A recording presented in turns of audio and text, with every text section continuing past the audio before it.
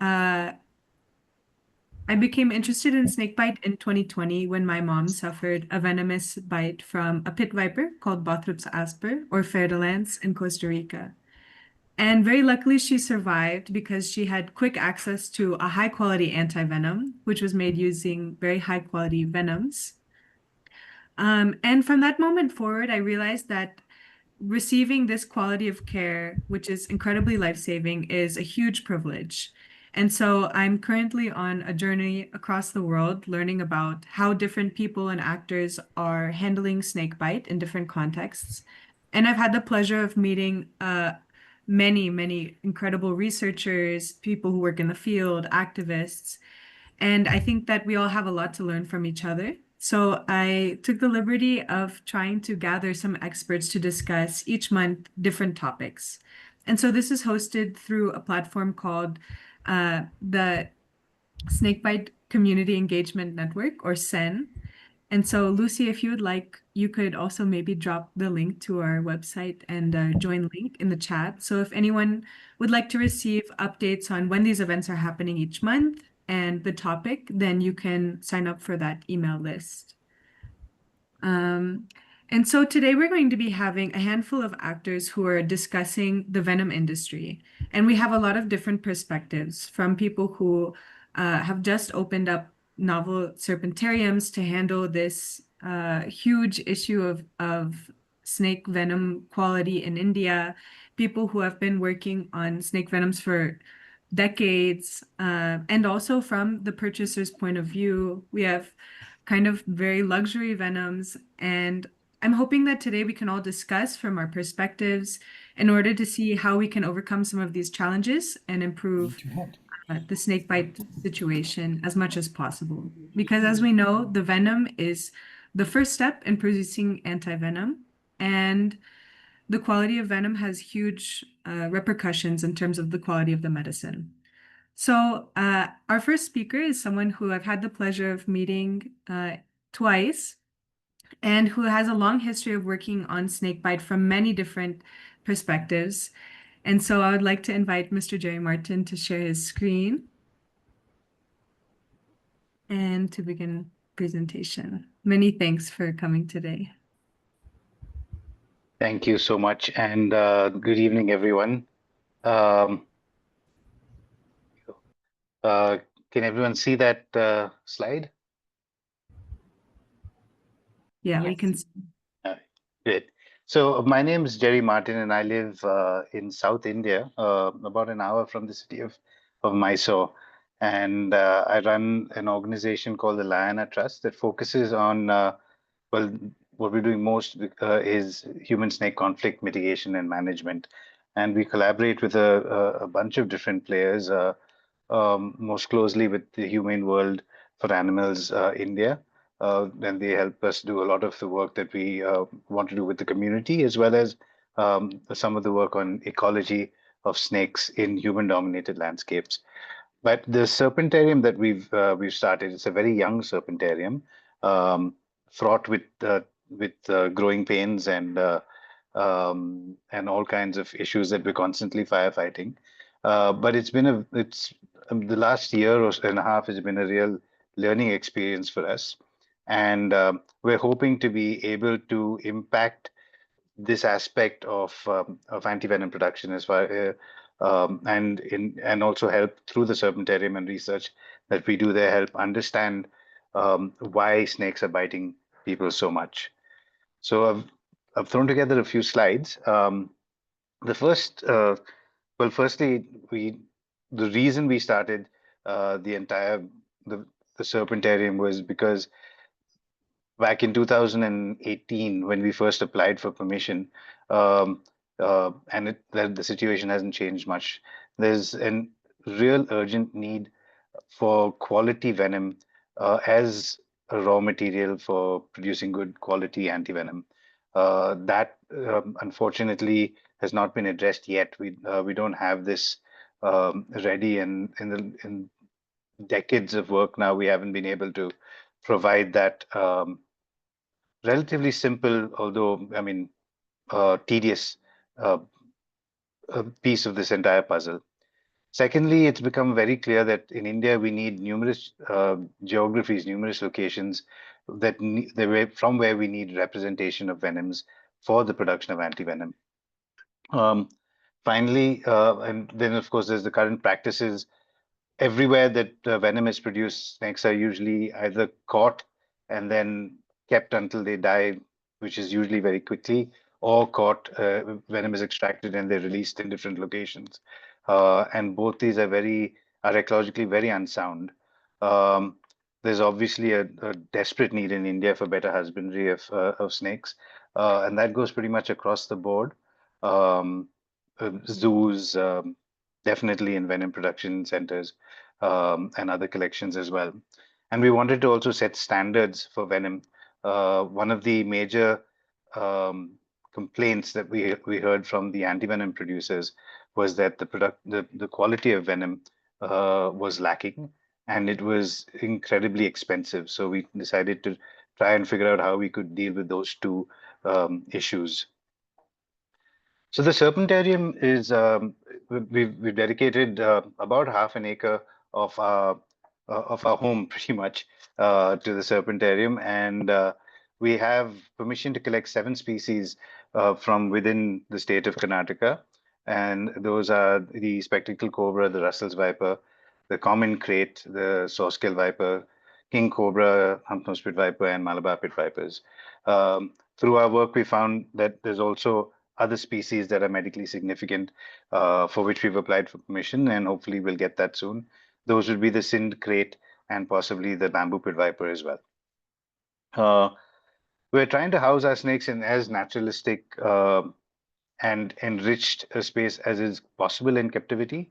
Um, it is it's a dilemma that we're constantly working with. We still haven't decided how far we want to go on that because um, with every new um, with everything that we add that will make things better for snakes in captivity, it does add a lot of work and a lot of expense as well. Eventually, we'll have a capacity of about 1,000 snakes. Right now, we can house about 350. Um, but over the next couple of years, we'll probably increase that number as well. And we're aiming to really figure out and provide venom that is of WHO standard, that hopefully will set the bar for venom in the country. And we are providing this free of charge because we honestly believe that this should really be either a social impact initiative or something that's run by the state. I'm giving you a few pictures to just give you a feel of the serpentarium. I would love for all of you to be able to see it, but we've also chosen to go down the path where we can't be open to general public, um, both from the point of view of the kind of permissions we have, as well as the footfall that we probably can't support in our tiny little space. This is a picture of us putting a PIT tag in a common crate. We've tried to put PIT tags in every snake that can actually have one. The really small snakes we can't. We're trying to photo identify them, but we still have a ways to go on that front still. The picture on the right is our serpentarium. We've got a lot of enclosures. These are for our smaller snakes, for saw-scale vipers, the young Malabar pit vipers and hump-nosed pit vipers, and some of the smaller kraits as well. On the left is a picture of a tiny krait that was born this year. Uh, Ordinarily in the wild, kraits would probably eat amphibians, which we don't have permission to feed them. So we have to, well, stuff food down their throats until they're large enough to take pinky mice, which hopefully will be in about 3 months. We try to give all our snakes a really, large enough space for them to live naturally, or as naturally as is possible in captivity. We have both indoor and outdoor enclosures, but even in the outdoor enclosures, we found that we've needed to augment heat, especially for species like Russell's vipers that they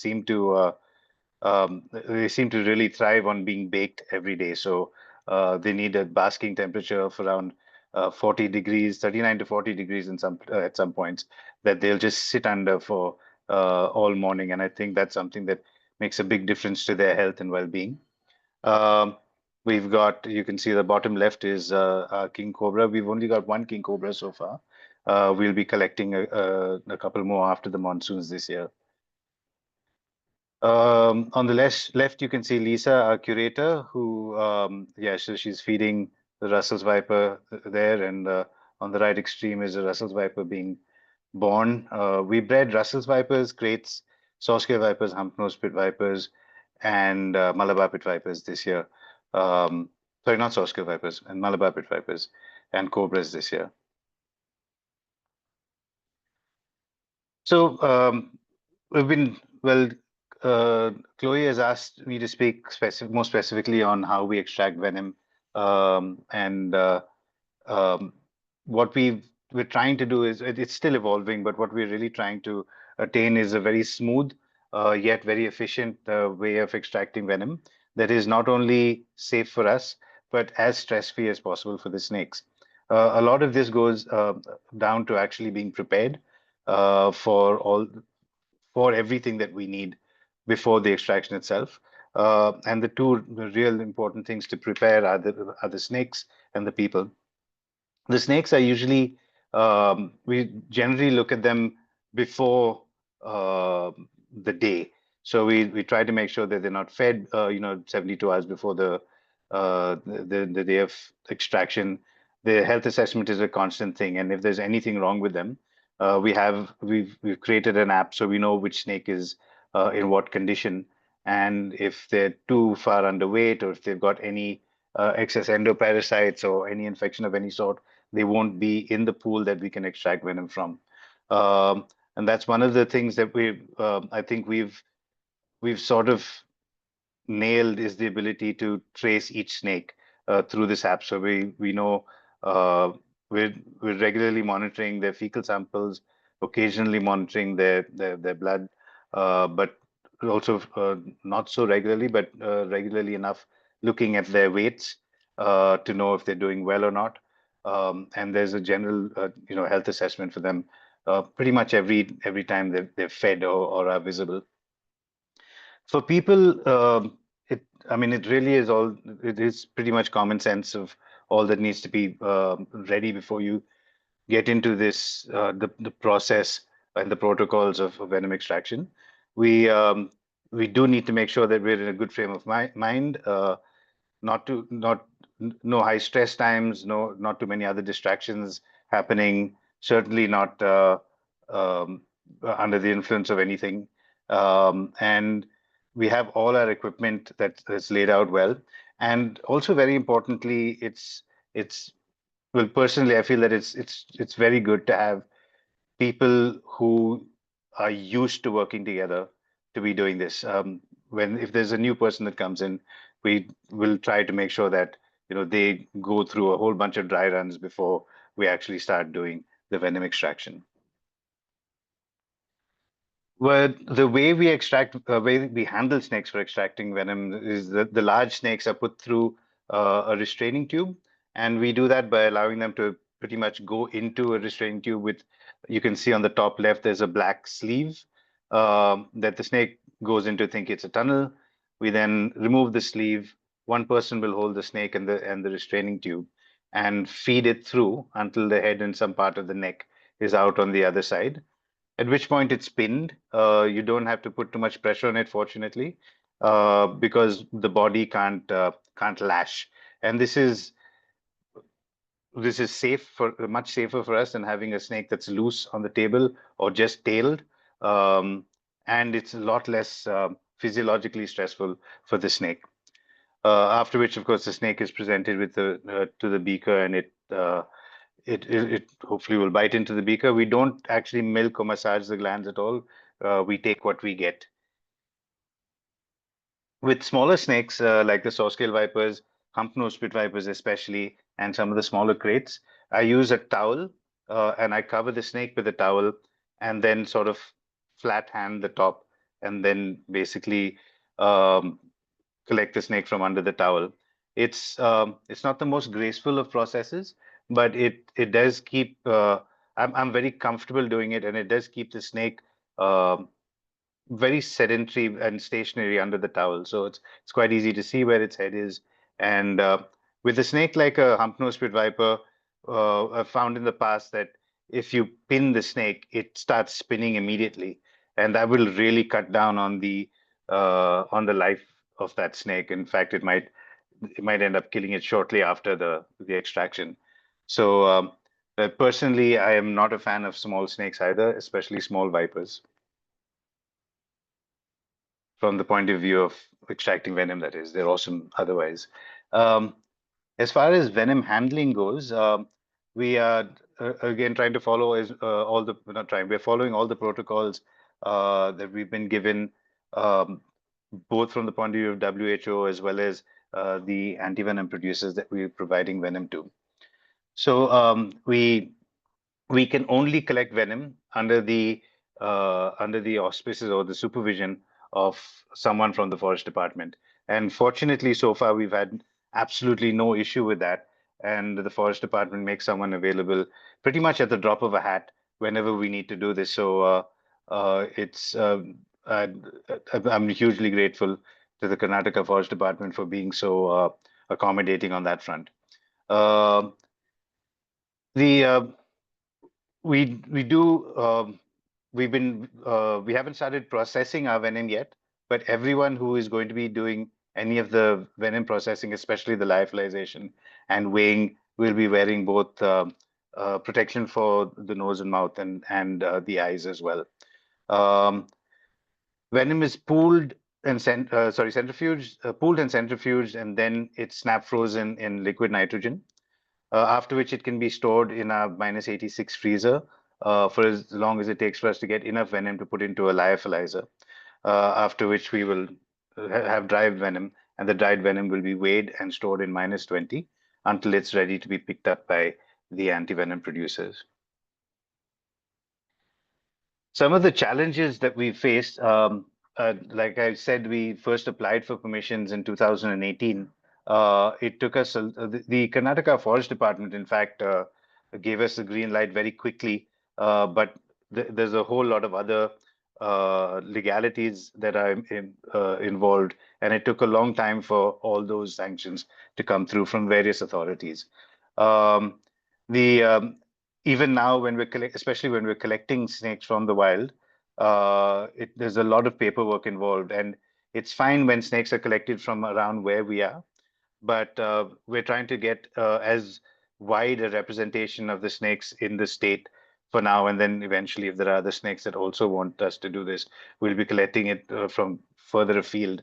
Uh, but having to go to divisions and the forest divisions and basically intimate the officers there, and then get the permission from them on the go ahead again to collect snakes from within their divisions. Often it's a question of us going there, leaving it with them for some time, coming back, making many trips sometimes. So it gets very difficult to do. The logistics of collection as well. I mean, it's expensive to travel and stay in these places. Uh, Funding was an issue until the Habitats Trust stepped in and made everything possible. Um, but for a model like ours, funding will continue to be an issue until we get someone who basically commits to funding us for the rest of our lives. Um, and the other major issue that we're facing is finding skilled personnel. Finding people who handle snakes well is finding people who handle snakes is very easy, but handling them well is a whole different ball game, especially since uh, I think we're a bit anal about not causing stress to our snakes, and but we're not going to have it any other way. So we do need people like that. Finding a good vet for snakes in India has been tremendously challenging. It's not a skill that's common, to say the least, and so we're still looking. We've tried to get to overcome some of these issues in different ways. Recently, we had Dr. Taksa Vasaruchapong, who's head of the snake farm at in Bangkok at the Red Cross, and his 20 plus years of veterinary experience with 1,200 snakes doing venom extraction was just like the best thing for us ever. It not only helped us set a lot of our protocols and practices in place, but it also, I think, has eased a lot of our stress and worry. So hopefully we'll have more collaborations like this over the next few months. So there's a lot of good news for venom production centers in the country at the moment. The National Center for Disease Control has taken on the responsibility of setting the guidelines for regional venom centers, and there was recently a meeting that they convened in Delhi, and it's wonderful that they're bringing in a lot of inputs from all stakeholders. Um, WHO is hopefully going to be setting standards and GMP guidelines for venom production at some point. Um, we're trying to set new standards in snake husbandry in the country. It's something that is desperately required. Um, a lot of states are expressing interest in setting up their own regional venom centers. Um, with the risk of too many states wanting to do this, so far it seems okay because there's not too many doing it. But if we get the right number and if it's wide enough spread around in India, I believe it'll be really good because um, I believe that being a raw material for a life-saving drug, venom really needs to be something that is not a profit maximization type of commodity. And personally, for us, the best news is that we've now got greenlit to provide venom to premium serums who are, and we'll be starting collection of that venom next week. And that'll be the first time that venom is produced at these standards and free of charge in the country. So that's really exciting for us, and hopefully will make a difference to the snakebite landscape in the country. And that's it because I've been told that I'm allowed 10 minutes and I will stick to it. Before that, I do want to say a huge thank you to two institutes that have made this possible. The Karnataka Forest Department and the Habitat Trust, both for taking a huge leap of faith on basically a whim, because this had not been done before, and it is quite pathbreaking what we're trying to achieve here, and I don't have words to express my gratitude to both these institutes. Thank you, everyone, for this thing. Thank you so much, Jerry. It's really, really inspiring to hear about your story and the incredible work being done at the Liana Trust. And really, venom being produced at such high qualities, free of cost, is unheard of. So I'll just open up the floor for any questions, the comments as well. Just a little discussion, housekeeping. Each presentation is about 10 minutes. And then we have some time that everyone is free to just unmute themselves, ask a question. And the goal is that we can all discuss together, share ideas. I know that we have a few questions already in the chat. So the first one is from MD Mizanur Rahman, which says, which method are you using to extract venom from crate? Um, uh, Dr. Rahman, for crates, we use both methods. We use the beaker with with parafilm on top. We also use micropipettes to extract venom, and I don't know why both methods seem to work better at different times and with different individuals. So we do always have both set up and ready, and we try with both.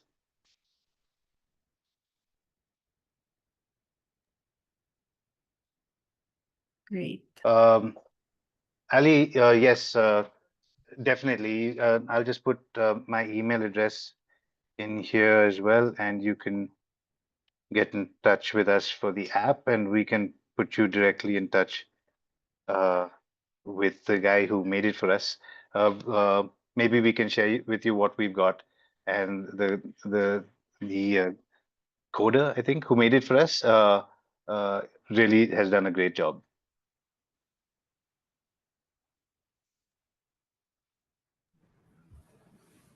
Hello, Mr. Martin. I'm Ashish Raut. Can you hear me? Yes, Ashish, I can. Hello. Yeah, I'm from Raut Serum, just to introduce myself. And we are also in the manufacturing of anti-snake venom, anti-rabies, and various products. So I have question that is, you have got permission for collecting snakes from Karnataka region only, right? Correct. Right now we have permission only from Karnataka, and we haven't applied for permission for anywhere else yet. So, Okay.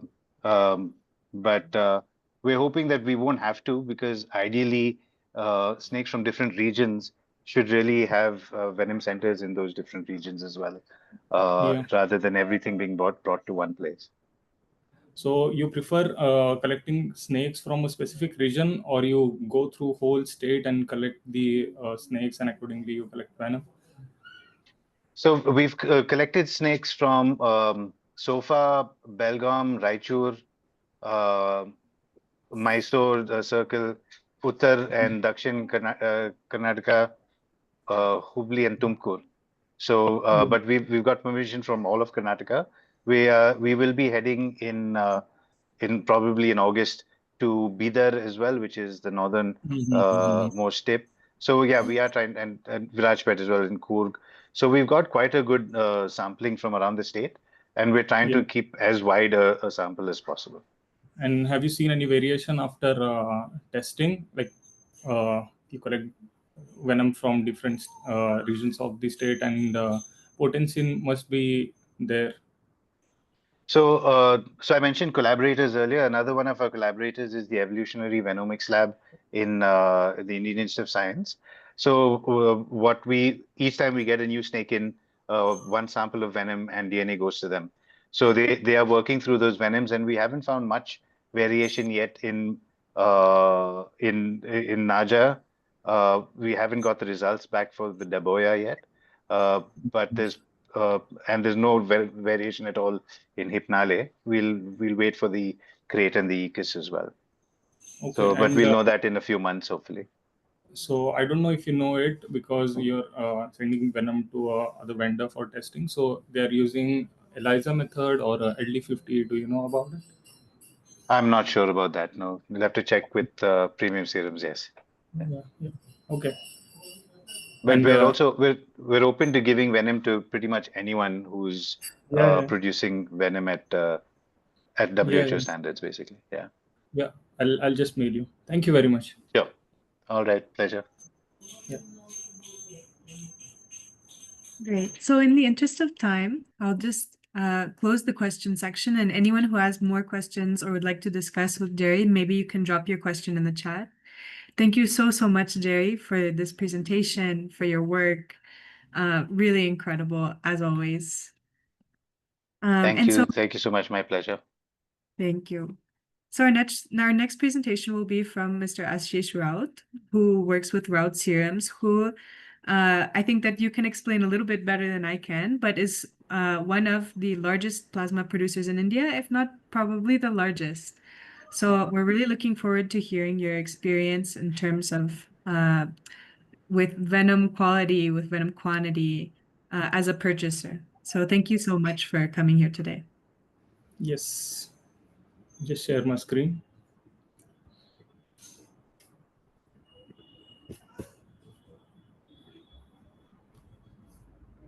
Can you see my screen, guys? No, not yet.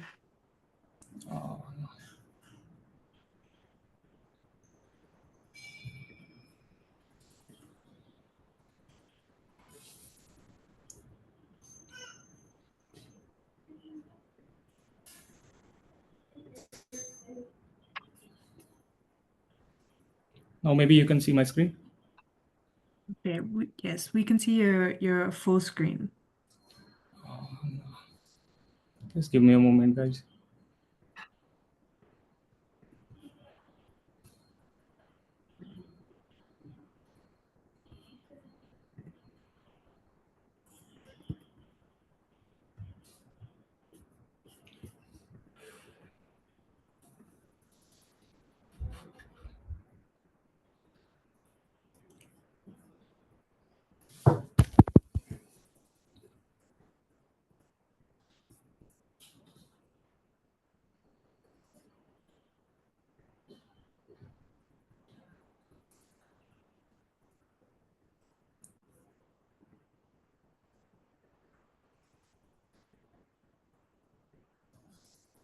Now maybe you can see my screen. I think it's still not visible. Mhm.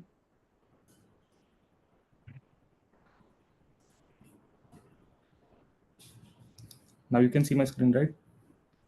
We can see your full screen. So I think if you pull up your Oh. slide.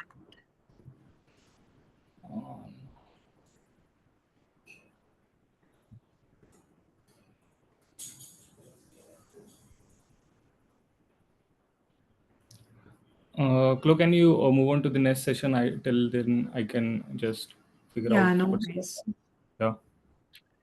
All right, so our next presenter is Robin Wilford, who, when I first arrived to India, Robin was one of the first people I met. He's an incredible anthropologist who has spent quite a lot of time working with the Irular community, who produce over 90% of the venom for antivenom production in India. So we're really excited to have you here today, Robin. Please feel free to share your screen. Thank you, Chloe. Okay. All right, everybody can see it? Yeah. Great. Oops.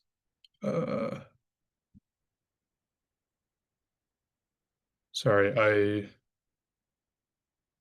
made my window too big here. 1 second. Wait, let me just try to do that again. Okay, there we go. So yeah, thank you so much, Chloe, for the invitation. I'm probably a bit of an outsider here because I'm, not really an expert in the field of venom or snakebite. But my way into the world of snakebite was really by studying this community known as the Irular in Tamil Nadu, India. And so I want to talk to you all about my anthropological research on the Irular who work as snake catchers and venom producers in South India. As I'm sure it'll be very clear to all of you, this is a very unique case study within the global venom industry landscape because what you have is historically a sustainable community-based model of venom production, unlike most serpentarium-based models or otherwise small-scale venom collection. So I will try to go as quickly as possible. Just a quick word about the research that I conducted. So again, as Chloe said, I'm an anthropologist. I'm from the US, from the University of California, and I conducted about 15 months of ethnographic field research between 2022 and 2024 with the Irula community and within the Irula Snake Catchers Cooperative. And this was done in collaboration with the Madras Crocodile Bank as well as the local state government. And our objective was to try to understand the current sociocultural, and economic relationship between the community and the snake catching and venom sourcing industry in the context of the demands of the venom industry, the anti-venom industry, and the snakebite epidemic. And the expected output are my doctoral dissertation and then research articles forthcoming towards the end of this year and going into next year. So who are the Irular? So the Irular are a formerly itinerant indigenous group. By itinerant, I mean that they historically were moving around. They were nomadic. They weren't a settled community, and they were forest-based. So they have a high degree of environmental knowledge and skill in northern and coastal Tamil Nadu. And they historically pursued hunting and gathering livelihoods, which is kind of reflected in the types of livelihood activities that they continue to do today. Of course, hunting is banned in India now, but historically that was the type of lifestyle they pursued. And they're a scheduled tribe, which means, what that really is a legal and economic definition that affords them certain benefits under the Indian Constitution in recognition of, their marginalization in society. And historically, they worked with, or they worked as snake catchers for the snakeskin trade in India. And with the passing of the Wildlife Protection Act, post 1972, banning the killing and trade of snakeskin, they worked with Romulus Whitaker to set up a snake catchers cooperative so that they could transition those skills into collecting snakes for venom production. They're skilled in a variety of other livelihoods, as I mentioned, but the reality is that they continue to face poverty and social hardship due to that long-standing discrimination.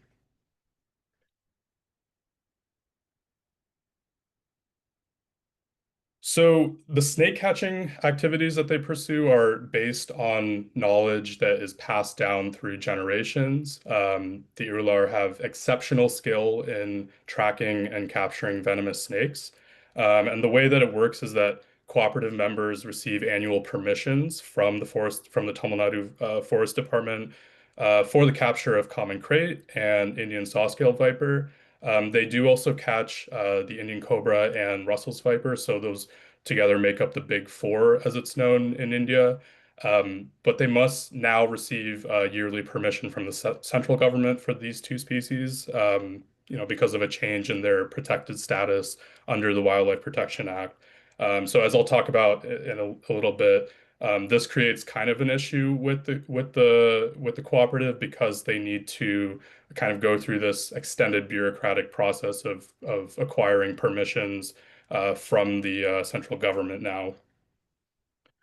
And they do so via a quota purchasing system. So each member during the catching season is provided a quota for a period of time, and they earn based on a per snake fixed rate. And so this incentivizes cooperative members to, meet their quotas and make as much, be able to make as much money as possible from the capture of these snakes.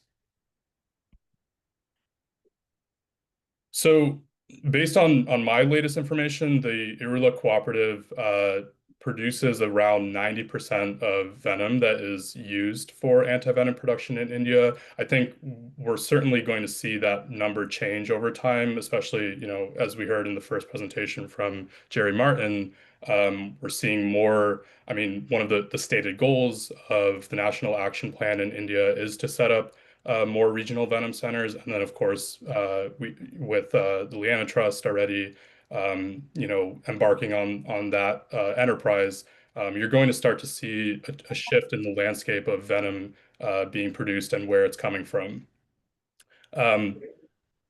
But as I said, snakes from the big four are brought in by these snake catchers, and they're kept in captivity for about 3 weeks. And in that time period, venom is extracted 4 times. The snakes are milked in an open air setting, so it's this kind of enclosed space, but it is open air in this pit, as you can see in the photos. And extracted venom is kept in a cooler box, but there is no ice or refrigeration immediately available after the point of extraction. And so there's no snap freezing, for instance. So I'll talk about in a second what some of the issues or challenges are with their current process. And then the venom is lyophilized and stored in a small indoor laboratory adjacent to the pit.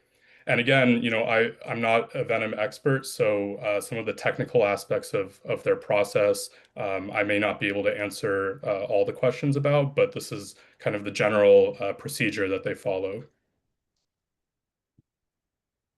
So with the challenges, so in 2023, there was a WHO assessment. A team from the WHO did visit the site, and it was quite clear that the methods and practices in place at the cooperative were inconsistent, or they fell short of the good manufacturing practices that are set forth by the WHO. Some of those issues include the lack of cold chain storage. There's no snap freezing, open air contaminants, and stress on the animals. So one of the things that Jerry talked a lot about was, having good practices around snake husbandry. And some of those practices, I think, are lacking with the Irular. And then from the governmental side, there's, complex bureaucratic management at both the state and central government level. As I mentioned, now needing to get central government approvals for the cobra and the Russell viper. And that often results in delays of snake catching work, or it leads to tension or breakdown in communication with the community because the community is expecting consistent work opportunities, and sometimes there are delays or a lack of opportunity. And so together with that, economic pressures, you need to be able to pay the community members for what is essentially very risky and intensive labor. And many Urular feel that the trapping costs outweigh their compensation. So there are frustrations mounting on both sides in terms of the scientific directives with antivenom quality in mind, as the ultimate goal, and the economic pressure and the chain of communication with those that are actually doing the labor. To address these issues, there has been a serpentarium proposal on the table, so it would transition the current catch and release model into a serpentarium model where snakes are kept, similar to what Jerry Martin was discussing. And of course, this would address some of these issues, certainly the quality issues if procedures are maintained consistent with the GMPs. But the initial attempts to kind of introduce this proposal to the community have not been well received by the Urular because they, of course, see it as, there wouldn't be a need for consistent kind of capture of snakes. So it's not received well because of the prospect of less catching opportunities, and they see that as less work. And as I'll discuss in a second, I think that there's a real need for better kind of discussion with the community about why a serpentarium and why that change would be necessary and potentially beneficial. Doctora Streshka, ¿qué novedad? Lucy, are you able to? Okay, great. Okay. So speaking of this actually works well to follow up on Jerry's presentation because there was a visit by the cooperative representatives from the cooperative to the Leanna Trust last year, and it was a useful visit because it gave them an idea of what a serpentarium would actually look like. And I won't go too into detail here, but I think that this was a really illuminating experience for them. And it really showed the kind of differences in knowledge systems and experiences that need to come together and have better kind of cooperation and communication, because the way that Jerry does things at the Leanna Trust is so, such a far cry to how the Urular have been doing things for decades now. So again, I'll try to go quick here, but from an anthropological perspective, these new developments in the standards, methods, and therapeutics towards addressing the snakebite epidemic promise major transformation. So, not just the need to adhere to GMPs, but also the setting up of more regional venom centers, and then also the introduction of new therapeutics potentially. Different types of antivenom, recombinant antivenoms, or the possibility of single molecule drugs, antidotes.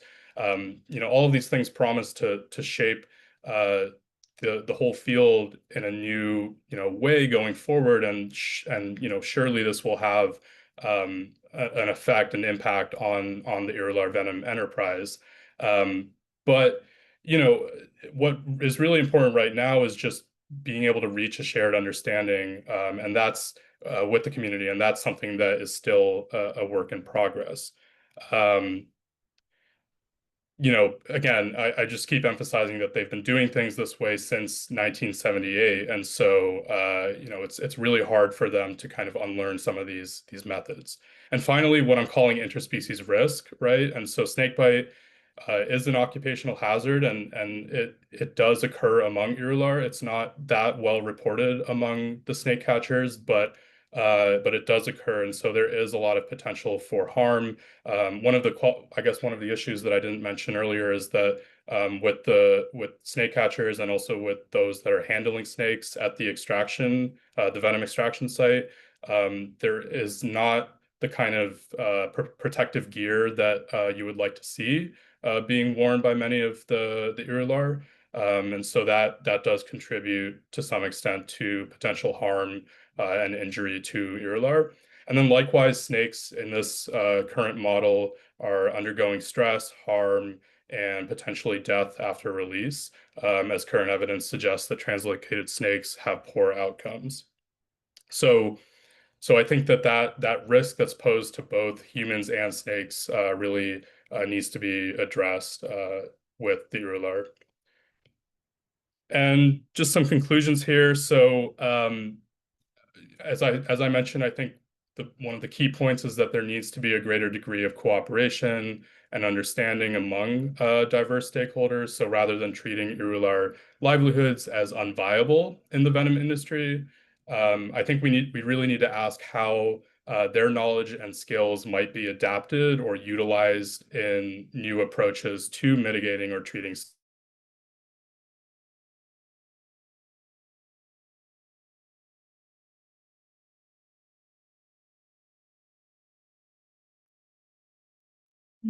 Seems like Robin's connection is cut out. Yeah, definitely. We'll give it a second to see if he's able to make it back. In the meantime, if anyone has any questions, maybe you can leave them in the chat before he comes back to wrap up.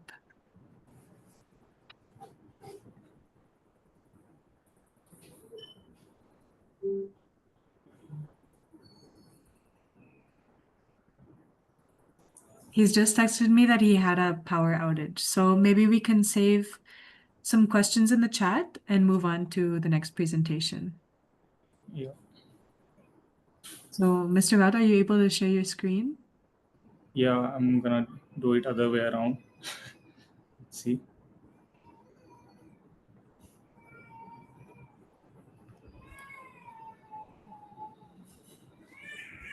You can see my screen now, right?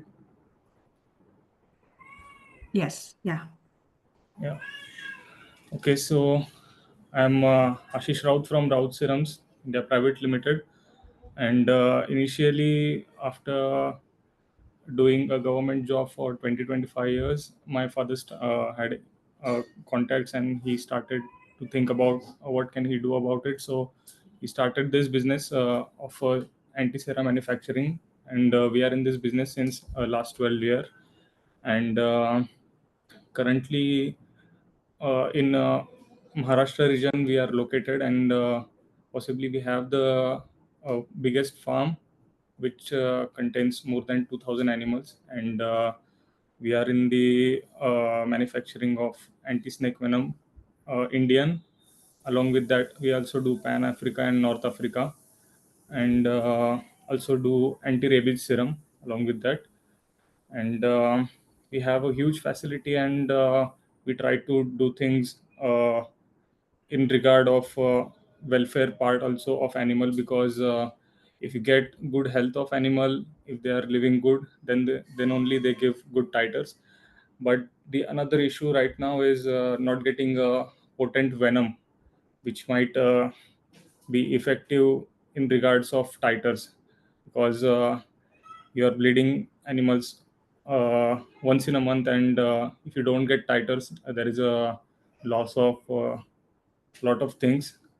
So these are some concerns I have figured out regarding venom procurement. So licensing part, as Mr. Martin mentioned, there is a huge problem of licensing part, getting approvals, all legislative issues that you won't get TP very fastly, and just licensing part takes a while.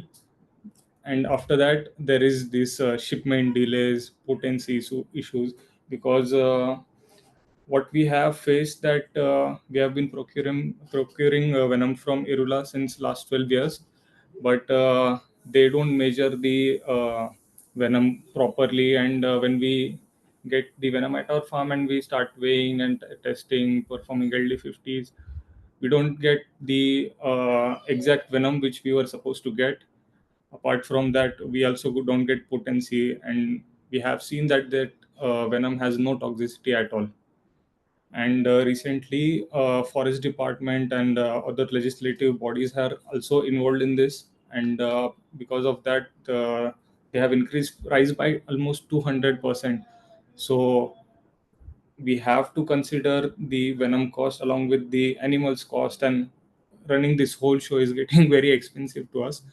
And for that, more po- more research should be done, and more and more venom manufacturers like Mr. Martin and a person who can do it properly, that milking animal properly and weighing it properly, like lyophilization should be done properly, and accordingly send venom as per the vendor's requirement earliest.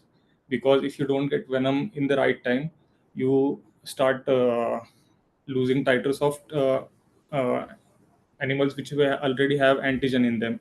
So if you skip the next dose, then there is also another production loss. And currently we are associated with almost every anti-sera manufacturer, including biological E, premium serums, Bharat serums. We are giving plasma to everyone. And as it's rainy season now, and in many parts of India, it rains too much, and as it starts raining, there is a lot of snakes coming out. There are lots of snake bites, and lot of almost. I've seen a report that in India, almost 56,000 something people die because of snake bites.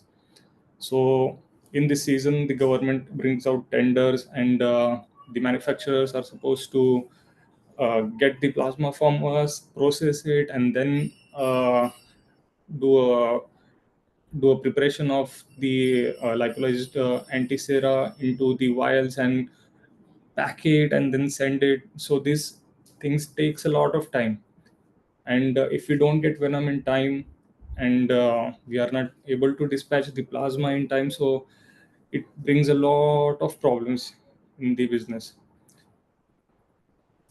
So these are my 5 major issues right now, and we are figuring out a way to just get venoms. We have to do a lot of things which I can't mention here, but we are trying to figuring it out, because we have a big farm, and if you are not able to get production, it's getting a risky job to run this farm.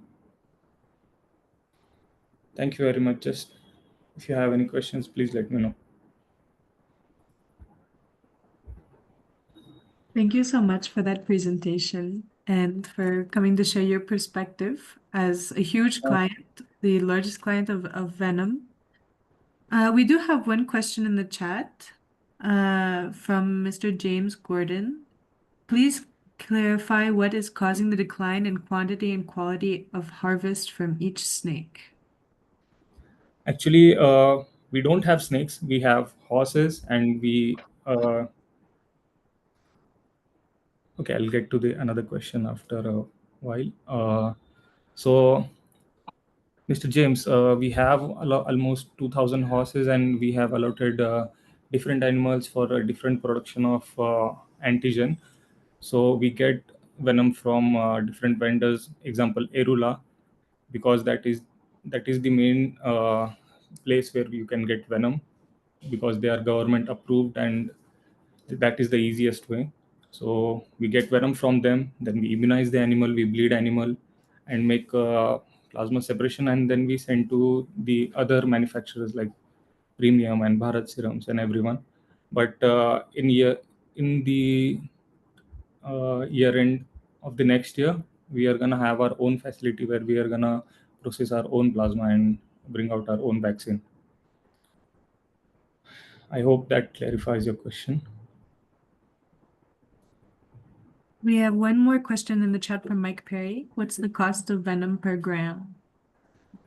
Actually, they have revised and they have brought up a letter.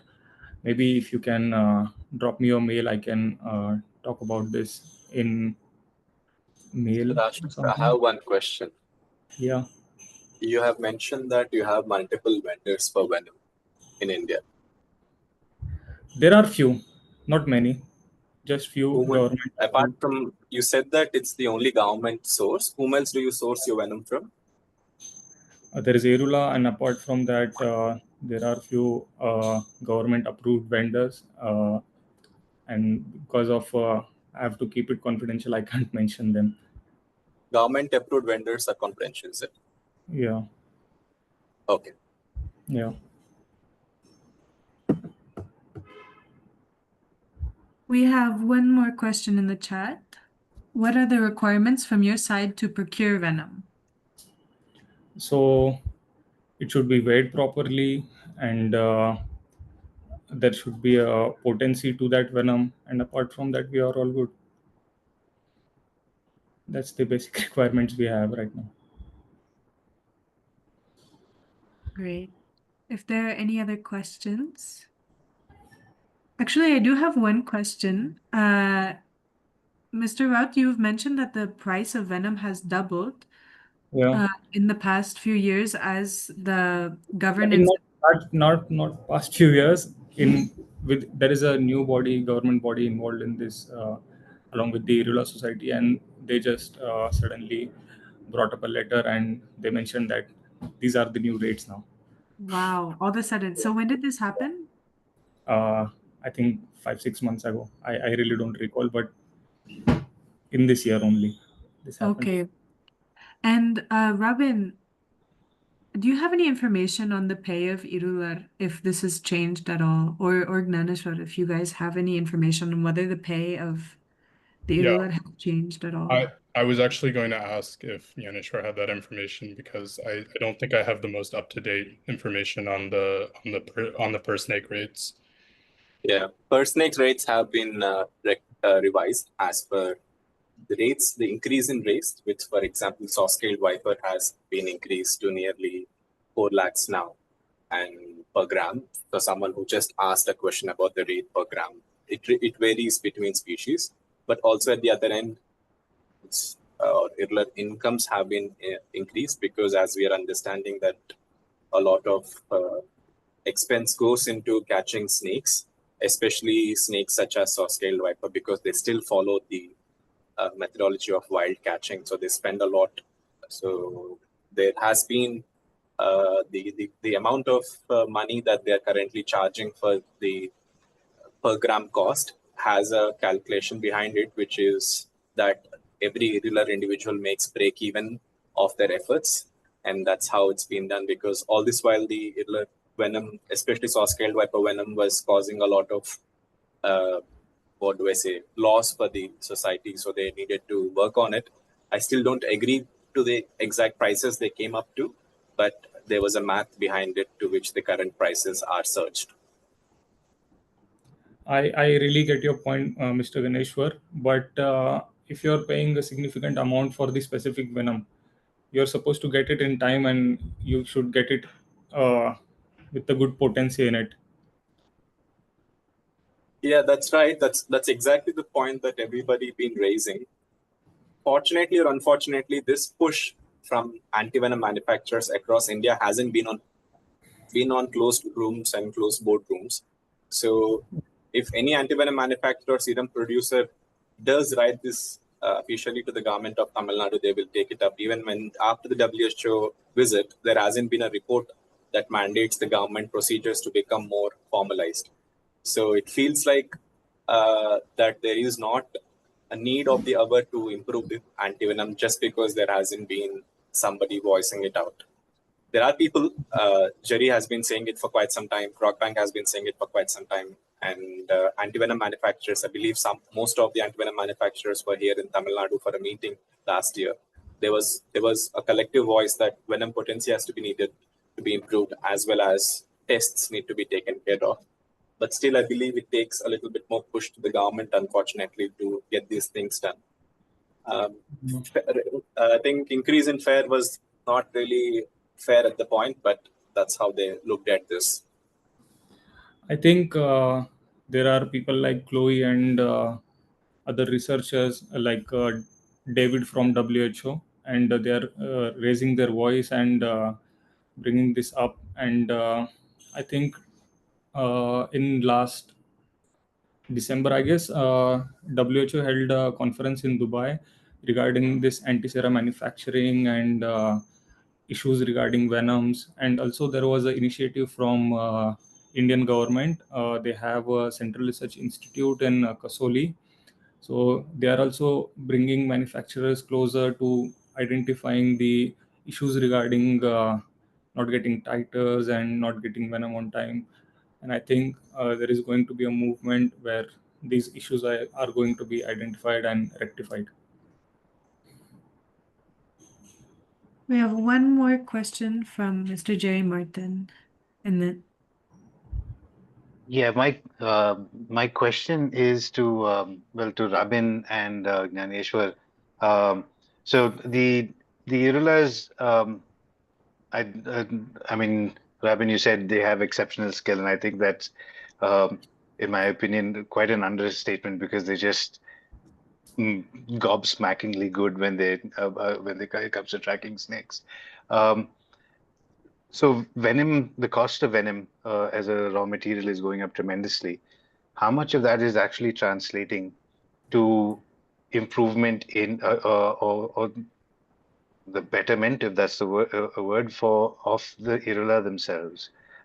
And is this a model that can actually achieve what it set out to achieve, which is actually, a wholesome, uh, dignified, and all-encompassing source of income for the Irula, at least that group of Irula that we're working on. So, yeah, that's basically my question. Yeah, I guess I'll start just by saying, yeah, thank you for that great question. And I think the answer is only partially economic, actually, because yes, there is this question of whether they're actually making enough money from pursuing snake catching livelihoods or, related activities. And I think, the economic answer is no in terms of the overall well-being, the economic and socioeconomic well-being of the community. They're still, very deeply impoverished and marginalized in a lot of ways. Um, but what I will say is that in terms of, I think what we need to understand is that uh, venom livelihoods and snake catching for the Irula are actually very much entrenched as a cultural system for the community. And so they do place a lot of importance in being able to pursue this livelihood and also having the kind of authority and expertise, or you could even say sovereignty over uh, over that kind of livelihood. Having that knowledge is very important, particularly for the older Irular. And I think that you have a generational change as well happening where perhaps younger Irular are a little bit less interested in it. But there is some continuity happening still. So maybe that would actually like reflect well in terms of how the industry might shift for the Irular. Like maybe they less of them will be engaged in these kinds of activities, but that might actually make sense in terms of how much labor is actually needed. But the other point that I was going to get to before my power cut out is that I think that a diversification of livelihood is also key, and that's something that, of course, we've been talking about for a while now, and that's something that the Tamil Nadu government is very aware of in their efforts to support the community. But a diversification means not only supporting Irular in things like craft making or fishing or whatever it may be, but I think thinking about how their ability and their expertise and their experience with snakes can actually be beneficial as well. So, employing them as snake rescuers or snake handlers to some extent. I think that's, and of course, if there's retraining that needs to happen in terms of, meeting the standards, then that's certainly something that I think can happen. But the key point here is that whereas most people, I think most rural communities, of course, would be very afraid to work with snakes. Irular actually embrace it. And so, it's a valuable resource, I think, for all of us to acknowledge that. I think I pretty much vouch what Robin just said, Jerry's, because yes, if we look at the prices that have been determined and how it's going back to the actual welfare, we still know that snake catching only contributes to merely 25% of their annual income. Most of the rest of their income comes from quite a few other activities. So earlier, they are just trying to work from worse situation to not so bad situation right now. With this increase in rates, they're not making more than 20,000 rupees per month. That too at the best. At the best of the weeks, they make the 20,000 per month, and it's not really looking great. Government's looking at this as a leverage option to further down add more welfare schemes, but quite honestly, this increase in rate hasn't been significantly different from a top-down perspective. But for somebody who's willing to pay 7,000 rupees out of the 10,000 rupees income every month, for them even adding on 3,000 rupees to the pocket looks quite big sig. So that's how the unfortunate advantage is at this point of time. We have one more question from Dr. Taxa.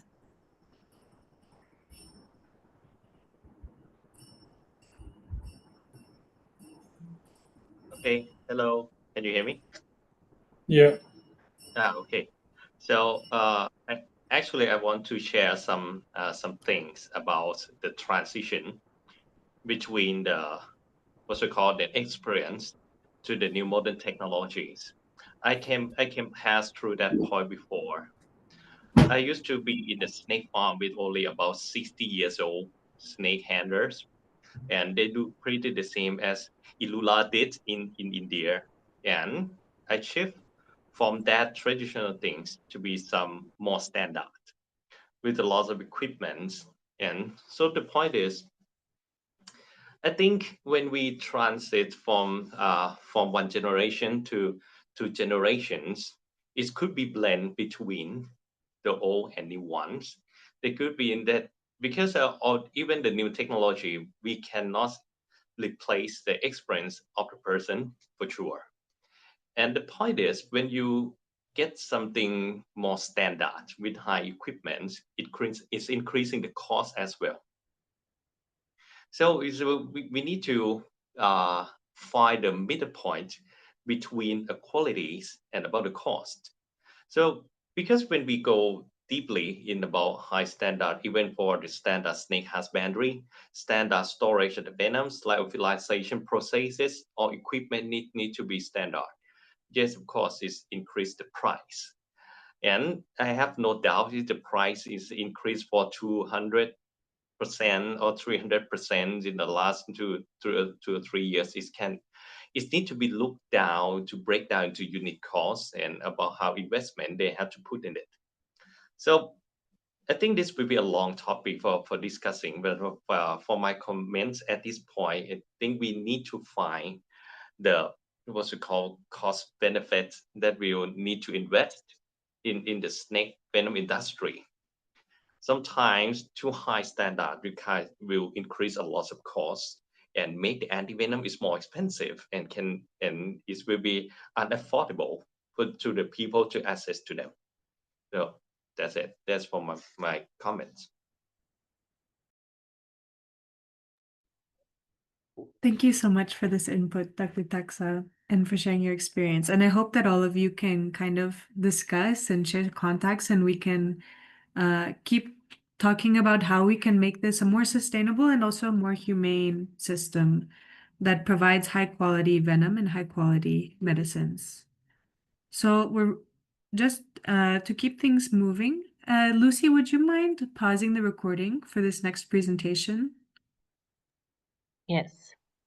So we'll be having Mr. Mike Perry from South Africa presenting, and Mike is quite a legend. Pleasure, man. So I'm really excited to introduce Dr. Aaron Gomez. So my mom was bitten in Costa Rica, and right following her experience, I had the pleasure of going to visit Instituto Cloromil Picado, where I spent most of my time in the serpentarium with Aaron. And it was an incredible experience. I really consider him to be kind of my first mentor who taught me a lot about snakes and the world of snake bites. So, thank you so much for coming today. He's currently taking charge of the Serpentarium in Costa Rica and has a lot of experience in this realm. So, thank you so much, Aaron. Please take it away. Thank you. And hi all. Thank you, Chloe. I'm flattered, but no. Let's see. I'm sharing. Where is my presentation? There you go. Full screen. Please let me know. Are we? Great. Yeah, I can see it. It's not full screen yet for me, but I can see the presentation. No? No. How about now? Still no. Yeah. No, it's full screen. And let me see if I can have some of my pointers. So I'm doing this. And I will try to stick to the time and be very quick. Let's hope so. So after the kind invitation and presentation introduction, actually, from Chloe, I will try to browse some of the key aspects that Chloe just asked me to cover in this. So some of the images I might describe, some of the images are generated by artificial intelligence, because why not, right? So I will try to get some of the Venom instructions as the experiences that we have in the Serpentarium and the ICP, some of the snakes regulations, captivity, and how we kind of handle the law situations and some of the permits in Costa Rica. Venomous snakes and venom yield, some examples of the snakes, species snakes that we have, and we collect venom from. Venom quality, and some of the challenge in venom production. And to wrap up some with the ICP experiences that we already have gathered with through the years. So first of all, I would try to introduce to you guys the Clodomiro Picado Institute. For those of you who are not familiar to the institute, we are based in Costa Rica, Central America. We are kind of a small institute. We are roughly 100 staff right now, including students. So since we are part of the University of Costa Rica, the institute, the center itself, is divided into two main divisions, as we call it. We have one academic division, which is mainly composed of three main branches: the social outreach, the teaching. Of course, we do undergrads, grads, and postgrads courses in teachings, and we do mainly basic research in terms of toxicology, and biology of the snakes. And the industrial division, which is kind of in a broad sense, pharmaceutical company, and we are let's say composed of several sections, mainly quality control, the pharmaceutical the pharmaceutical plant, some of the horses in the stable, so the horse houses, the Butarium, and of course the Serpentarium. This is our new building. New building is 20 years old right now. Was built in 2005. So at that point we were kind of ahead of time, thinking ahead in terms of space, kind of the disposition of the rooms and the labs. Nowadays, we are lacking some of the space, and we need to fit some of the new approaches to do the veterinary healthcare of snakes. But since we are the very, let's say, very base to ground in trying to do basic and applied research, as well as try to produce a immunobiological product, which is the antivenom, I will try to focus just in the venom aspects and the biology of the snakes held or kept in captivity, and try to do some, or try to look some of the things that we managed to do the serpentarium. So the venom extraction and the LCP is we follow the WHO guidelines for the production, control, and regulation of snake antivenom immunoglobulins, mainly the chapters 3, 8 and 9, So we kind of try to apply most of the guidelines to our daily work. We use tubes, hooks, or snake hooks, snake tongues, and buckets. We kind of have let's say, a specific time to kind of, how you call that, retrain our staff. So we are kind of trying to learn and adapt some of the new techniques that we can find everywhere else available. So we have, let's say, a qualified staff to work with snakes. And for the venom extraction itself, when we're using the snakes, we are using anesthetic methods. In this case, traditionally we were using CO2 in a way that now we know this is not the best way to kind of sedate or just put down, that's not a word, just settle down the snakes a little bit in terms of the metabolism. And now we transition it to the isoflurane. So we are kind of anesthetizing the snakes in order just to milk them. And we do the manually extract of the venom. So we are doing a gentle massage to the venom glands. And I think a picture speaks better. So I will try to show you some of the steps in the venom extraction or venom milking, as we call it. So first we have some of the cages we are going to talk about some of the management and the cages that we use. But we took out the snake from the cages, put it inside a bucket which is filled with the CO2, and now we are transitioning, as I already mentioned, with the isoflurane. So we have a different setup for the isoflurane, but for the CO2, which is the traditional one, we put the snake into the bucket, which is filled with the CO2. There's a difference in density, so the CO2 will be at the bottom of the bucket, and the snake will be trying to avoid the apnea's period of just holding the breath, the kind of just to check the breathing rate and how the metabolism is going down. So we periodically are checking let's say the health state of the snake during the time, and at some point we just remove or take out the snake from the bucket, and trying to see the snake is very calm down. We can pinch down the snake. Let's see if I can have a zoom here. So we use the hook, and we use this kind of a 3-finger hold of the snake, because most of the snakes that we are milking are vipers, so the Viperia family. So we need to be very careful with the grab that we have, and try to expose the fangs as gentle as we can. And this is the very high-tech device. Believe it or not, this exactly same diagram was published in 1966. 64 something.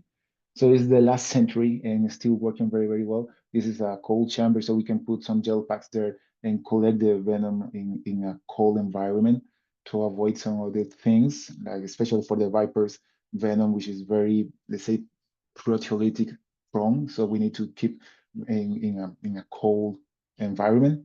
So this is a zoom of the Bothrops asper terciopelo or fer-de-lance, depending on exposing the fangs.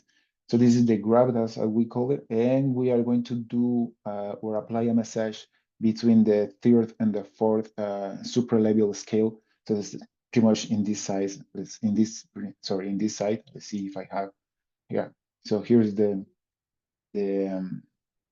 some of the details doing the venom extraction. So the massage is once, twice, maybe 3 times.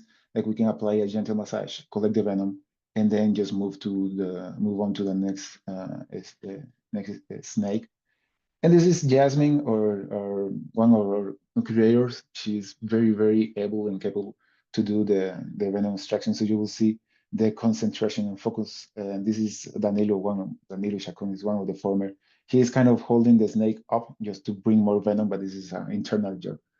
And here are some of the examples. So it's taking the snake out of the bucket, pinching down, and this is a video.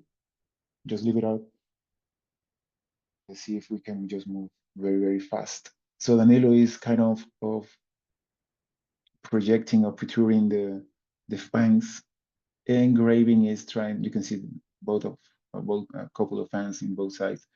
Engraving is doing some of the message, gentle message. You see, you just don't need to apply that much of a pressure to the glands, and there is the venom dripping there. And then after we have the cold chamber and the specific device, which is a couple of funnels with attached together. So moving on, we still work with the other venomous family, which is the elapid or Lapide family, which is the coral snakes for the Central American and most of the American continent. So we do coral snakes, and you will see Daniel Chacon doing the same. So with this one, we use kind of a, if I can say, a rigid foam just to pinch down the head of the snake and then grab the snake's head behind, kind of in the neck with 2 fingers, and apply the massage. So you can see, maybe you can see here the detail of the fang, trying to collect the drops of venom. You can see it here. So in terms of difference between the vipers and the coral snakes, so the lapids, for the lapids, we are not using CO2 because we already know that very, very sensitive. But we are now doing some testing with the isoflurane. So we're still in very testing proof of concept stage. We will see if we can have some very, very good results and success with the coral snakes, but still see now like 10 minutes. With the snakes captivity and regulations, some of the laws and regulation that we have is the live, wild, and conservation law, and some of the modifications. So we are under a very strict and structured regulation by the government in Costa Rica. And we also applied the animal welfare and 3R principles for ARIVE and NC3Rs to our serpentarium, mainly to the institute, but specifically speaking with the serpentarium, we try to apply the 3R principles in pretty much every step handling procedure that we do.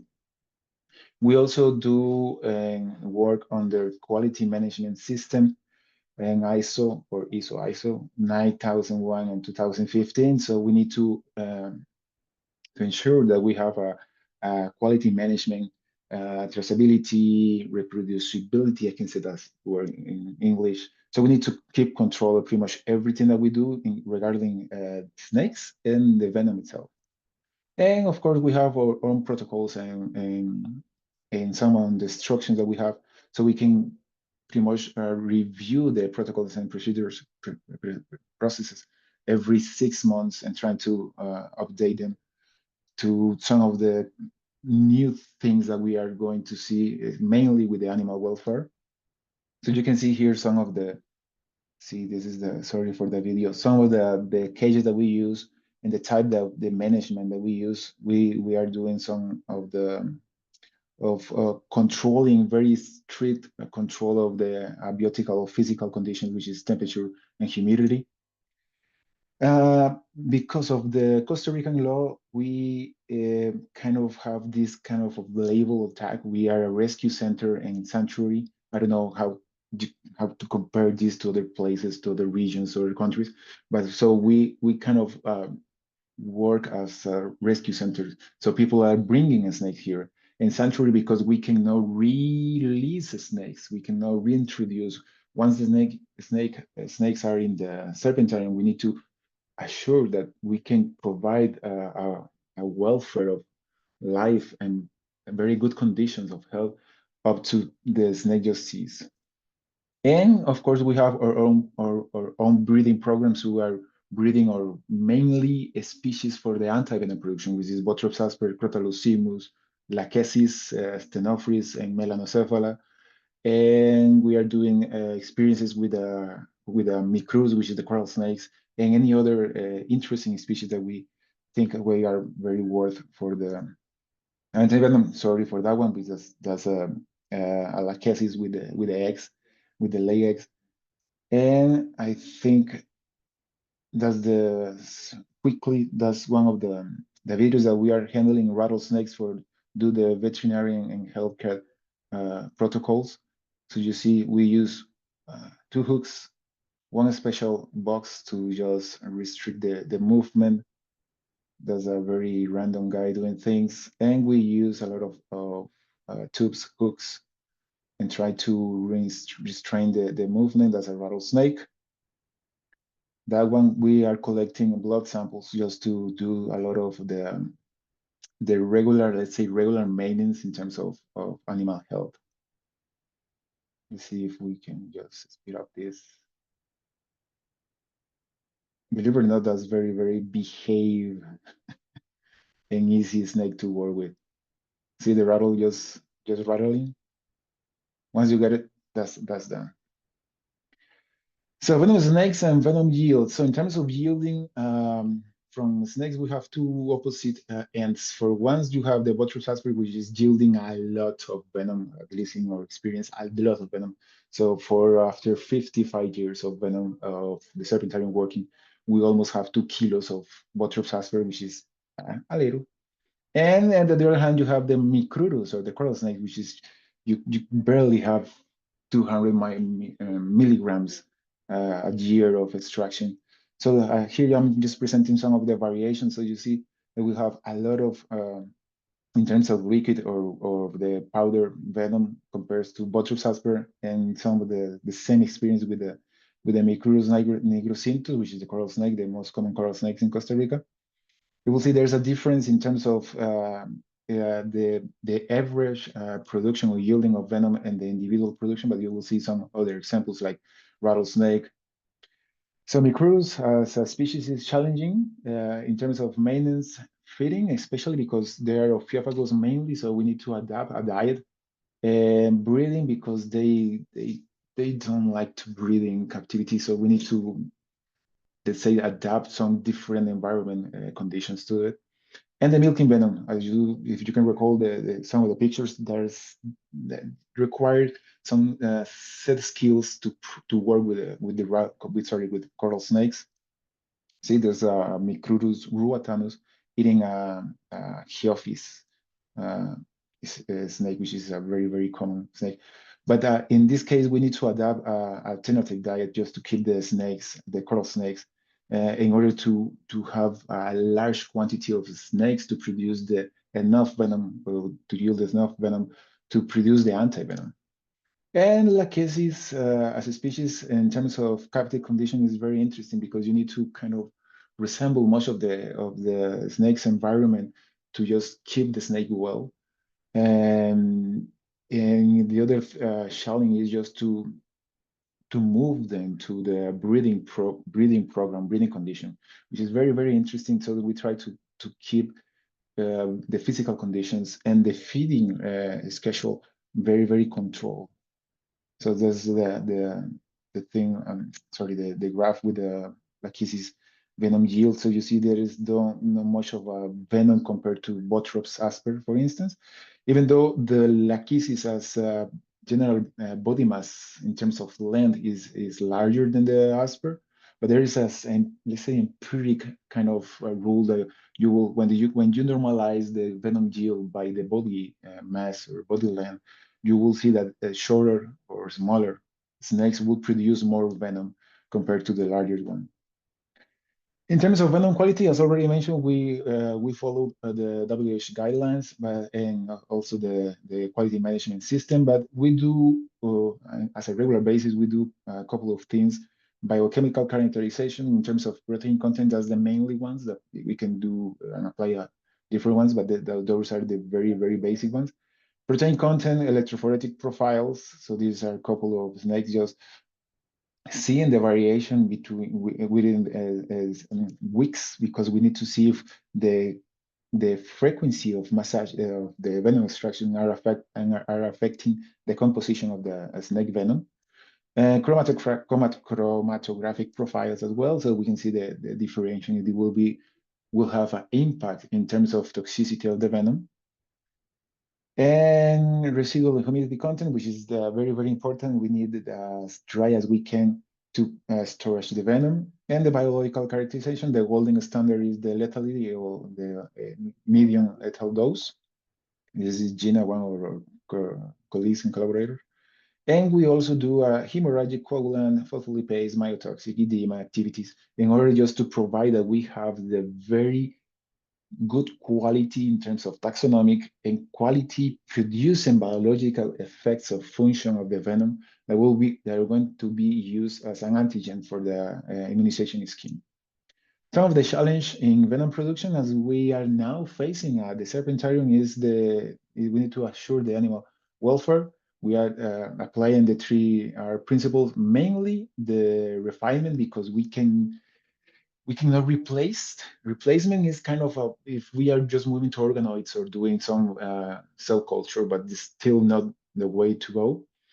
Paradoxically, if I can say that word, we are not in the way to reduce, because more is less. As more snakes that we can have in a very good, well condition, we kind of less frequently go through one of them in the time. So we increasing the size of the colony, we are impacting less the overall health. So we just left with a refinement. So pretty much every step in terms of health protocols and management, we are refinement.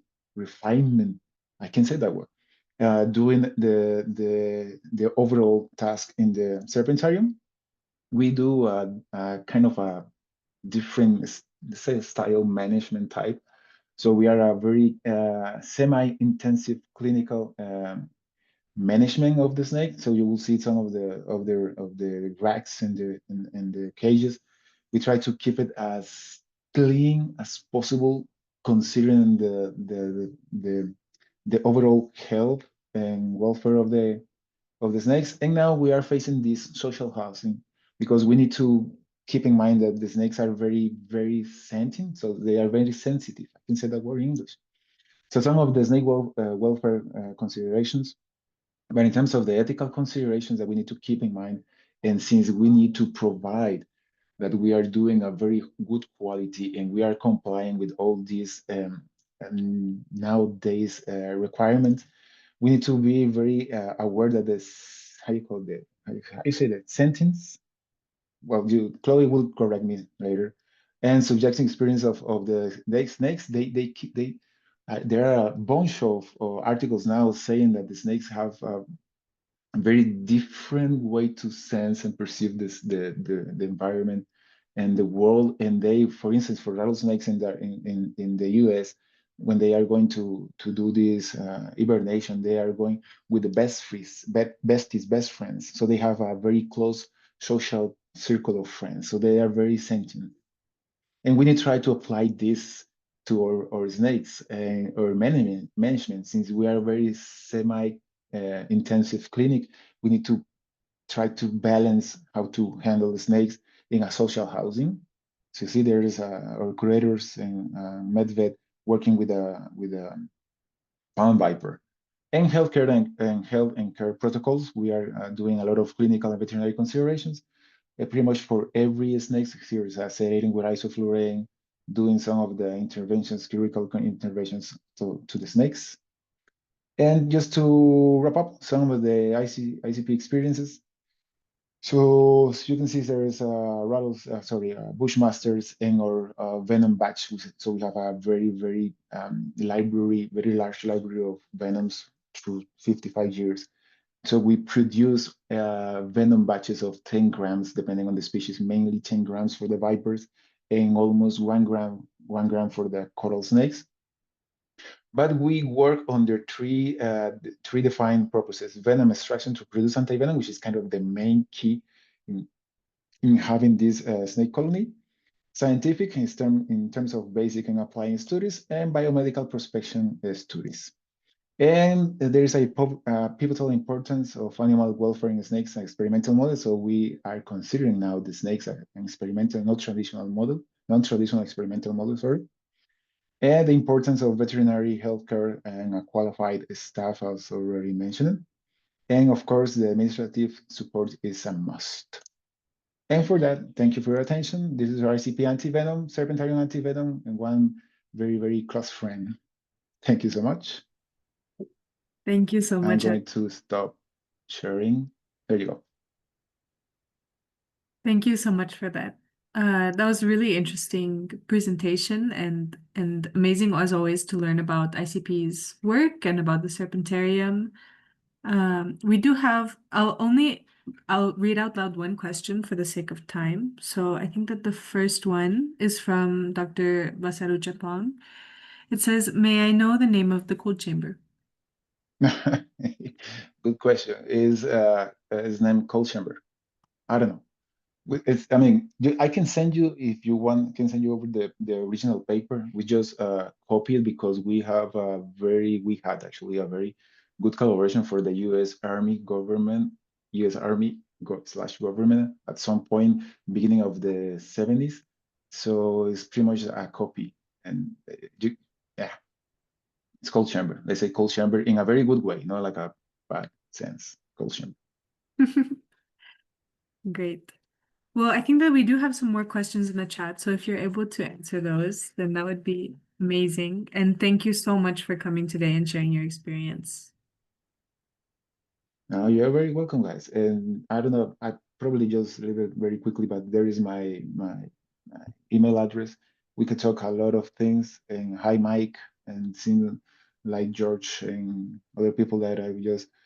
But there's from Mr. James. The Viper Venom degrades faster than the other snake venoms. Oof, we did. Sorry, Chloe, just to.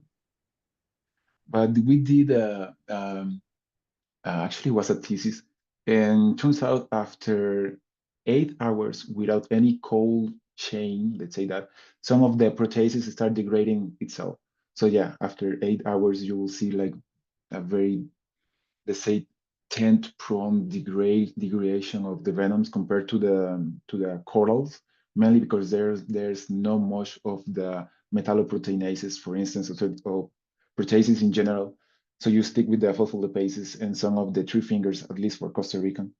So you will see that there is not that much of degradation because of this, just of the lack of proteases. Very interesting. I would have never thought about this. Great. So I'll just move on quickly because I know that it's getting late. Our next presenter is Dr. Medha Sonavan, who is working with AMZAL. And so for those of you who are not familiar with AMZAL, they're very well known for their state-of-the-art facility and for producing kind of this, especially emphasizing the high-quality venom. So we're very excited to have you here today. Thank you so much. And I really apologize for having scheduled you so late in the night for the UAE timing. Please feel free to share your screen. Yes, I'll share my screen now. Yes.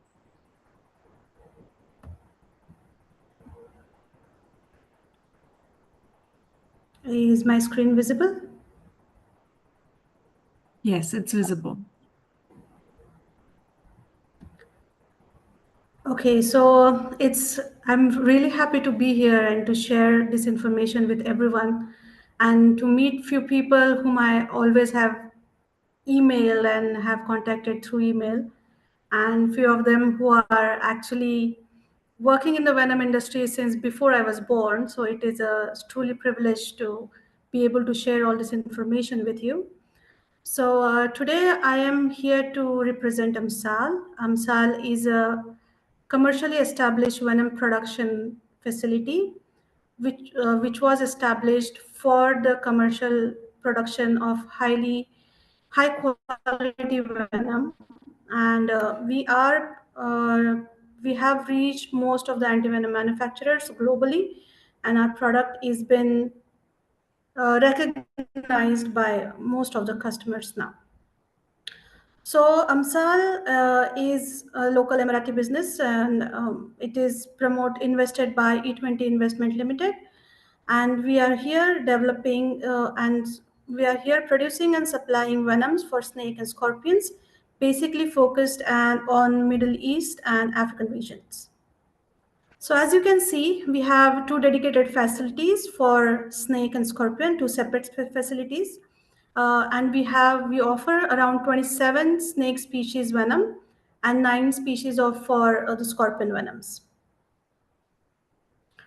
I'll brief you about the Amsal husbandry and the facility. So as you can see, we have well-maintained facility for snake and scorpion. And so we have these special containers to keep our snake and scorpions. But we also have these rehabilitation containers where uh, snakes can relax and feel comfortable. So this room of the facility, the temperature and humidity is strictly controlled and monitored, and the temperature and humidity is provided depending upon the origin of the species. We offer variation in feed, which ranges from pinkies, fluffs, small rodents, big rodents, and cheeks. The snakes which are not able to feed on their own, we have assisted feeding facility. And we also have very efficient veterinary support available on site. And all of our staff is highly qualified and trained to handle snake and scorpion both. So to brief about venom extraction, at Amsal we use tube method for extraction of venoms. This method is ensured, we prefer this method because it ensures safety of the handler and animal both.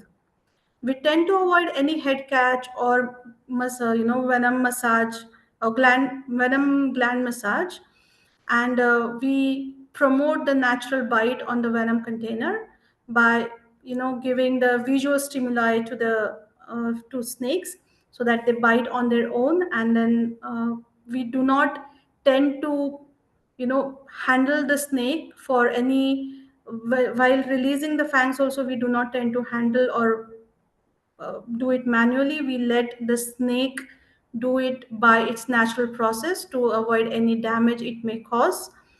The venom collection container is always kept on ice to ensure the collected venom it maintains its integrity and activity. The scorpion venom extraction is done by electrical stimulation, and we have standardized the electrical current based on the published research and our in-house research. Scorpion venom is also collected and pooled together on ice, and the expert staff always make sure that scorpion is handled properly, avoiding any injury to the scorpion itself. We have very established laboratories, and we have state-of-the-art equipment for processing the venom and for the quality testing. So the general flow of the venom processing goes from extraction to lyophilization to venom testing. In terms of venom testing, we are currently doing HPLC testing, and we do moisture analysis, but we have also established the protocol for venom activity testing, SDS page and LD50, and soon we will start providing all of this information with our venoms.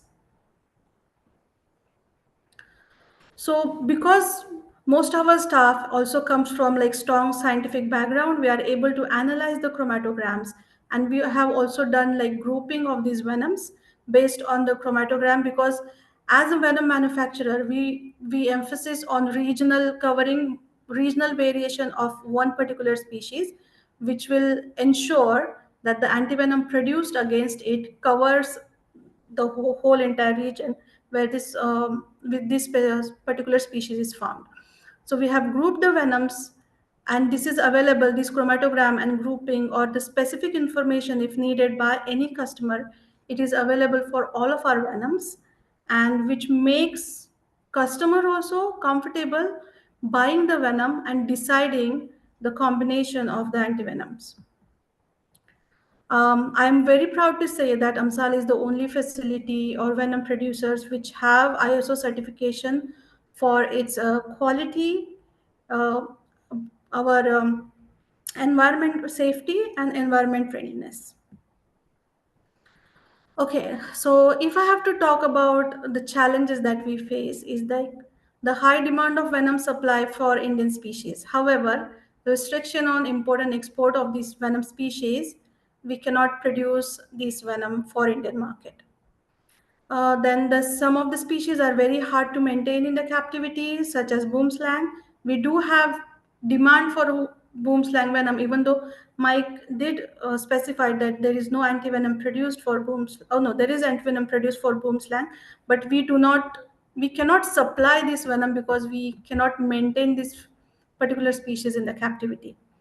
Then snakes like black mambas, Egyptian cobras are extremely intelligent, and it takes a lot of efforts to get them into extraction routine. Then low yield of the venom, the small vipers such as Icky species, they yield low amount of venom per extraction. Hence, we need to maintain like high number of these species to keep up with the production and customer demand. As a result, the production cost increases. The government permission for collection of local species, we obtained this permission from the MOCAI, which is for the regulatory body for UAE. This permission we had to obtain for each state of UAE. We have to obtain different permission, and we are only allowed to collect certain number of specimen per region. Then the gap between the venom producers and reliable snake suppliers. Because our facility is based in UAE, we are not in Africa, and the species which we hold are mostly from African region. Finding reliable snake supplier is a massive challenge. Then the set policies for antivenom producers to purchase venom for quality venom producers. There are like now that David has also shared a link in the chat where the WHO has mentioned the guidelines for the venom producers or the venom that antivenom producers are buying. However, there is still a challenge of to make sure that all the antivenom producers are getting venoms which is WHO qualified, because there is no like strict guidelines around it.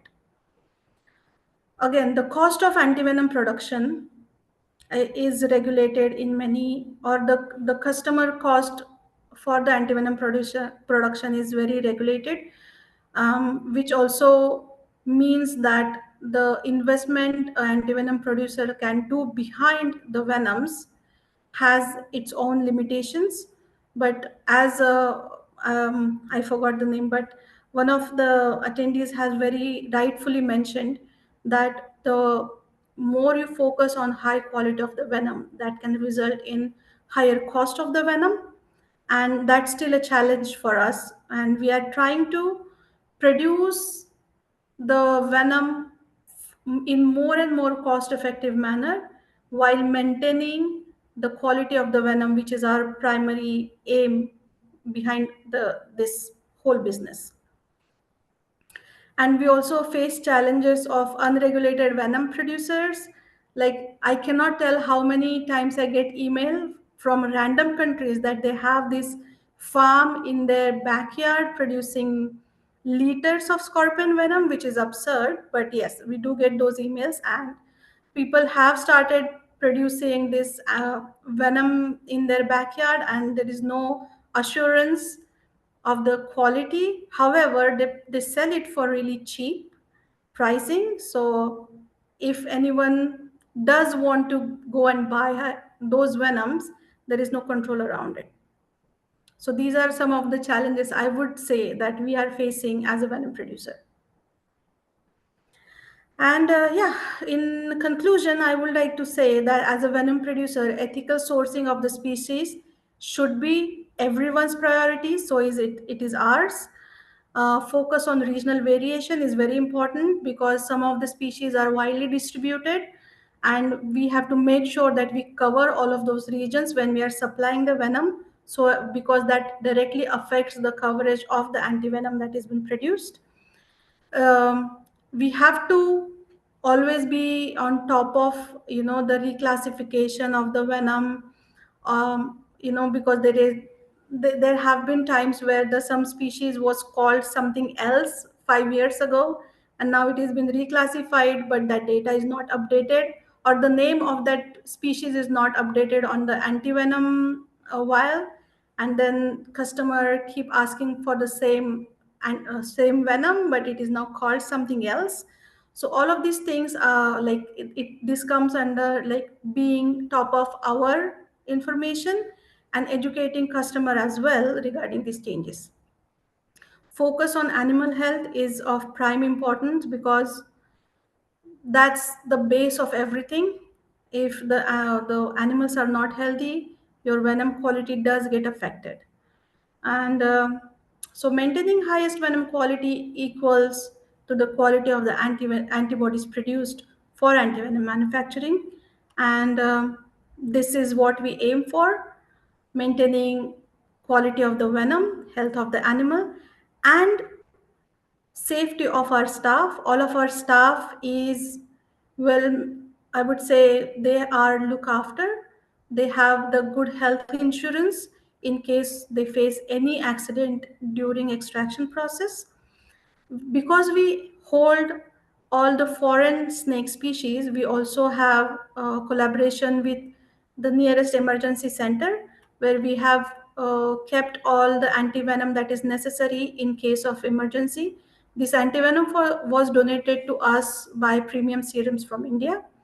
And fortunately, we didn't need to use this so far, but we are prepared in case of any accident that may occur during the extraction process. So yeah, I would like to thank our E20 management, which are our sponsors, and all of the wonderful team that works for AMSAL, with AMSAL, producing highest quality of venoms. Thank you. Thank you so much, Dr. Sonavan, for sharing this experience and bringing up a lot of interesting topics. Yeah, so I've heard a lot about AMSALs, and this is the first presentation from. Oh, we have been inviting you to come over, and we did see you during in talks in India. But yeah, you haven't had chance to come to the Abu Dhabi yet. But In the future, I hope to in the future. yes. But yes, so yeah, really interesting, especially in terms of reclassification. I've seen a lot of discussion about this issue and confusion in terms of getting the right snake species or even knowing whether antivenom More works. confusing when it comes to scorpions. It is because Okay. once the one species, Butacus, was called one species. Now that one species has been divided into so many subspecies, and now it becomes all confusing. Identification of the subspecies is also very difficult. You need a qualified person to do so, because when you import the animals, if you do not identify the animal correctly before it reaches to the facility, you have, and if you keep on extracting from that, that's a huge blunder. You might be supplying entirely wrong venom to someone. Mhm. So these kind of things we have to really mindful about. Yeah, yeah. And also horrifying to hear about these backyard liters of venom. Oh yes. Oh, 20 liters of scorpion venom. You wouldn't believe the email. It's Yeah, crazy. insane. Well, I would like to open it up. If anyone has any questions, feel free to drop them in the chat or unmute yourself.